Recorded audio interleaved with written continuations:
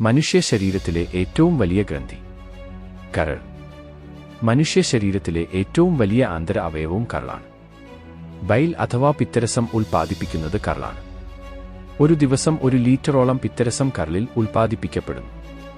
രാസാഗ്നികൾ അടങ്ങിയിട്ടില്ലാത്ത ദഹനരസമാണ് പിത്തരസം. Vitamin ഏറ്റവും കൂടുതൽ സംഭരിക്കപ്പെട്ടിരിക്കുന്നത് കരളിലാണ്. ശരീരത്തിൽ ഏറ്റവും കൂടുതൽ ഇരുമ്പ് സംഭരിക്കുന്നതും കരളിലാണ്. ഏറ്റവും കൂടുതൽ കൊഴുപ്പ് സംഭരിക്കുന്ന അവയവവും കരളാണ്.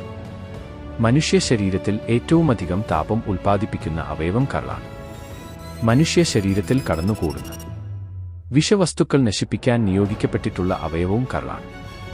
കരളിനെ ബാധിക്കുന്ന വൈറസ് രോഗം. ഹെപ്പറ്റൈറ്റിസ്. കരളിനെ സംരക്ഷിക്കാൻ സഹായിക്കുന്ന വാക്സിൻ. Hepatitis B vaccine. കരളിന്റെ ഭാരം ഏകദേശം 1400 മുതൽ 1600 ഗ്രാമാണ്. മനുഷ്യ ശരീരത്തിൽ യൂറിയ ഉൽപ്പാദിപ്പിക്കുന്നത് കരളിലാണ്. കരളിലുണ്ടാകുന്ന ഒരു വിഷവസ്തുവാണ് അമോണിയ. കരളിൽ വച്ച് ദോഷകരമായ അമോണിയ യൂറിയയായി മാറും. മനുഷ്യ ശരീരത്തിലെ രാസപരീക്ഷണശാല എന്നറിയപ്പെടുന്നത് കരളാണ്. കരളിൽ ഗ്ലൂക്കോസ് സംഭരിച്ചിരിക്കുന്നത് ഗ്ലൈക്കോജൻ ആയിട്ടാണ്. അമിത മദ്യപാനം ഏറ്റവും ദോഷകരമായി ബാധിക്കുന്ന അവയവമാണ് കരൾ. മനുഷ്യ ശരീരത്തിലെ പുനർജനനശേഷിയുള്ള അവയവമാണ് കരൾ. കരളിനെക്കുറിച്ചുള്ള പഠനമാണ് ഹെപ്പറ്റോളജി.